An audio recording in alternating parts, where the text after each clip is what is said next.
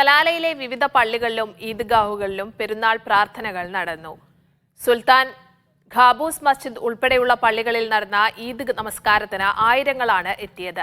ഇബ്രാഹിം നബിയുടെ പാത പിന്തുടർന്ന് അല്ലാഹുവിൽ സമർപ്പിക്കാൻ ഖത്തീബുമാർ ഉണർത്തി.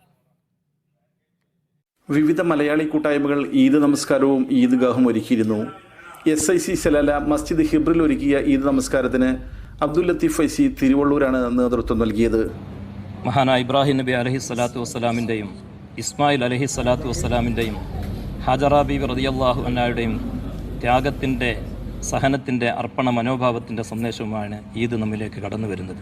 ICF സലാല 4 പള്ളികളിൽ ഈദ് നമസ്കാരം സംഘടിപ്പിച്ചിരുന്നു. മസ്ജിദ് ബാലവിൽ ഒരുക്കിയ ഈദ് നമസ്കാരത്തിന് സിക്കന്ദർ ബാദുഷ സക്കാഫി നേതൃത്വം നൽകി. ഒമാൻ ഇന്ത്യൻ ഇസ്ലാഹി സെന്റർ ഇത്തിഹാദ് ക്ലബ്ബ് മൈതാനിയിൽ ഒരുക്കിയ ഈദ്ഗാഹിന് ഡാനിഷ് കൊയിലാണ്ടിയാണ് നേതൃത്വം നൽകിയത്. ഈദിൻ്റെ സന്ദേശം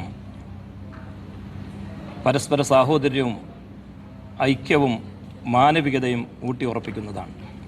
ഈദ് അവധി ആഘോഷിക്കാൻ സലാലിലെത്തിയ നിരവധി പേരും ഈദ് നമസ്കാരങ്ങളിൽ പങ്കെടുത്തു. ഒരുപാട് നാളായിട്ട് സലാലേക്ക് വരാനുള്ളൊരു ആഗ്രഹമായിരുന്നു. അപ്പോൾ ഈ പ്രാവശ്യം വെക്കേഷൻ കുറച്ച് കൂടുതലുള്ളതാണ് നമ്മൾ ഈ പ്രാവശ്യം സലാല തിരഞ്ഞെടുത്തത്. പൊതുവെ കേരളത്തിൻ്റെ സെയിം ക്ലൈമറ്റ് ആണല്ലോ ഇവിടെ. പിന്നെ ഇന്നലെ നമ്മൾ ജബൽ സന്ദർശിച്ചിരുന്നു.